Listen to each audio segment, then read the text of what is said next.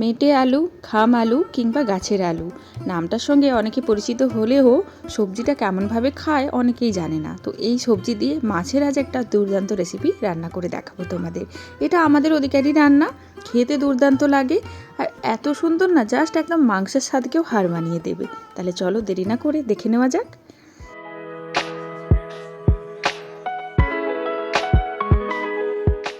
এই হলো সেই মেটে আলু কিংবা গাছের আলু। আমরা এটাকে মেদিনীপুরের দিকের লোকজন আমরা এটাকে খামালু বলেই চিনি।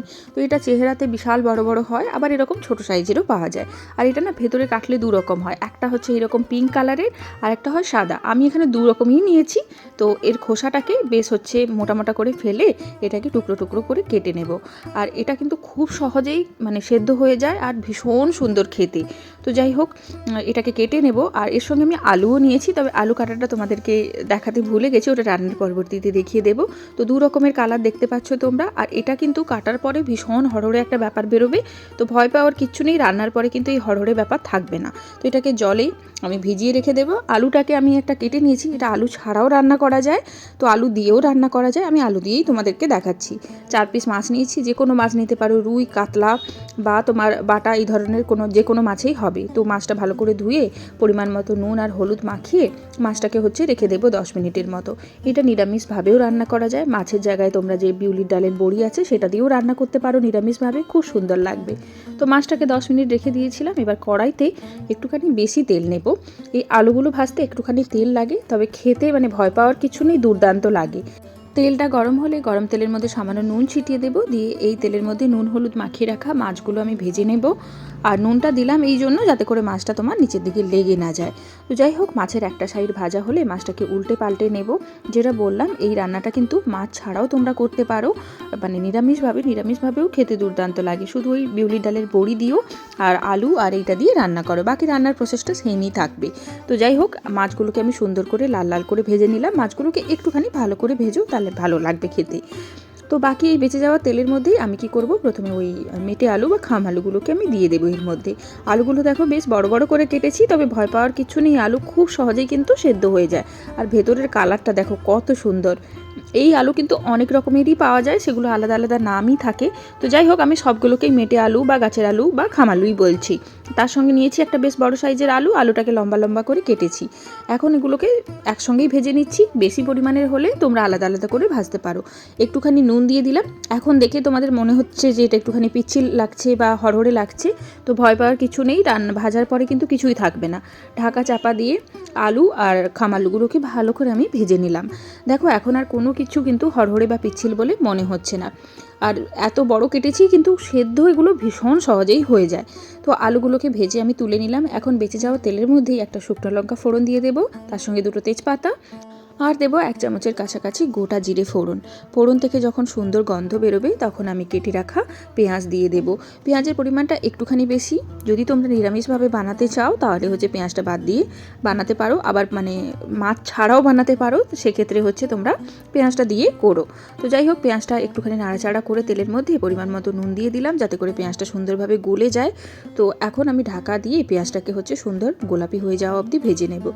পেঁয়াজটা এখন দেখো সুন্দর হালকা গোলাপি হয়ে ভাজা হয়ে গেছে। তো আমি এখন আগে থেকে বেটে রাখা আদা, রসুন আর কাঁচা লঙ্কা বাটা, তো সেটা আমি এর সঙ্গে দিয়ে দেব। দিয়ে সঙ্গে একটুখানি 2 চামচের মতো দিলাম, তার সঙ্গে একটুখানি মিক্সি ধোয়া জলও দিয়ে দিলাম। দিয়ে এটাকে পেঁয়াজের সঙ্গে ভালো করে মিশিয়ে একদম কাঁচা গন্ধ চলে যাওয়া অবধি ভেজে নেব। তো এখন বেশি কিছু মশলা দিয়ে দেব জিরে গুঁড়ো। এই রান্নাটা জিরে গুঁড়ো দিয়ে হবে, তো জিরে গুঁড়োর পরিমাণ বেশি থাকবে। তার সঙ্গে দিয়ে দেব একটুখানি হলদি পাউডার, নর্মাল লঙ্কার পাউডার, তার সঙ্গে কাশ্মীরি লঙ্কার পাউডার। কাশ্মীরি লঙ্কা পাউডারটা আমার একটু বেশি পড়ে গেছে, তার সঙ্গে একটুখানি আমি ধনে পাউডার দিলাম।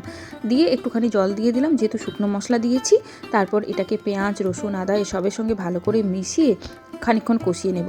মিনিট 2-3 পরে কেটে রাখা টমেটো আমি এর সঙ্গে দিয়ে দেবো। টমেটো দিয়ে বাকি মশলার সঙ্গে ভালো করে মিশিয়ে একটুখানি নুন দিয়ে দেবো, যাতে করে টমেটোটা গলে যায়।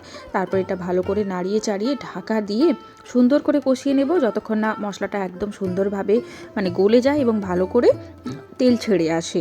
তো এখন দেখো মশলাটা সুন্দর করে তেল ছেড়েছে আর টমেটোটাও একদম গলে গেছে। তো এখন ভালো করে নাড়িয়ে চাড়িয়ে ভেজে রাখা খাম আলু আর তার সঙ্গে গোল আলু দিয়ে দিলাম, নর্মাল আলু দিয়ে দিলাম। তো আমি এটাকে খাম আলু বলছি কারণ এটাকে আমাদের ওখানে ওই নামেই ডাকে, সেই জন্য আমি বলতে অভ্যস্ত। তো যাই হোক, ভালো করে এটা মশলার সঙ্গে মিশিয়ে নেব, ঢাকা দিয়ে হচ্ছে 2 মিনিটের কাছাকাছি কষিয়ে নেব। তারপর আমি নাড়াচাড়া করে জল দিয়ে দেবো পরিমাণ মতো। জলটা আমি গরম জলই দিয়েছি, তোমরা গরম জলই ব্যবহার করো, রান্নাতে গরম জল দিলে স্বাদ তো ভালো হয়। তো পরিমাণ মতো জল দিয়ে এটাকে ঢাকা দিয়ে ফুটে উঠতে দেব। দেখো এখন কিন্তু আলুগুলো মানে যে খামালুগুলো আছে সেটা হচ্ছে সেদ্ধ হয়ে গেছে ভালো মতোই, তবে একটুখানি বাকি আছে, সেটা মাছের সঙ্গে হয়ে যাবে। তো এখন ভেজে রাখা মাছগুলোকে আমি এর মধ্যে দিয়ে দেব, দিয়ে ভালো করে একবার নাড়িয়ে চাড়িয়ে নেব, নিয়ে আবারও তার সঙ্গে হচ্ছে 2টো কাঁচা লঙ্কা দিয়ে দেবো সুগন্ধের জন্য, এবং ঢাকা দিয়ে এটাকে হচ্ছে ভালো করে ফুটতে দেবো যতক্ষণ না আলু আর মাছটা হচ্ছে সুন্দরভাবে সেদ্ধ হয়ে যায়। তো এখন রান্না হয়ে গেছে, ঢাকা খুলে তোমাদেরকে দেখিয়ে দিচ্ছি, এবং একটা খামালু আমি তোমাদেরকে কেটে দেখিয়ে দিচ্ছি কিভাবে সেদ্ধ হয়েছে। তো দেখতেই পাচ্ছ। এখন আমি এর মধ্যে ধনেপাতা দিয়ে দিলাম। ধনেপাতাটা অপশনাল, যদি তোমাদের মনে হয় ধনেপাতা দেওয়ার লাগবে তাহলে দিতে পারো, যদি না পছন্দ করো নাও দিলে চলবে। একটুখানি ভাজা জিরের পাউডার দিয়ে দিলাম, দিলেই কিন্তু মেটে আলু বা গাছের আলু দিয়ে মাছের একটা দুর্দান্ত রেসিপি রেডি হয়ে গেল। পুরনো দিনের রান্না, অনেকেই হয়তো এই আলুটা খেতে জানে না, তবে একবার যদি কেউ এর টেস্ট পায় না সারা জীবনে ভুলবে না। এটা কিন্তু আমি গ্যারেন্টি নিয়েই বলছি, ভীষণ সুন্দর হচ্ছে খেতে লাগে এই আলু। তোমরা কিন্তু নিরামিষভাবে হোক বা মাছ দিয়ে হোক এই রান্নাটা একবার করে দেখো, জাস্ট স্বাদ মুখে লেগে থাকবে। তাহলে এই ছিল আজকে ছোট্ট একটা রান্না, কেমন লাগলো জানিও। নতুন ভিডিও নিয়ে খুব তাড়াতাড়ি দেখা হয়ে যাবে। সবাই ভালো থেকো, টাটা।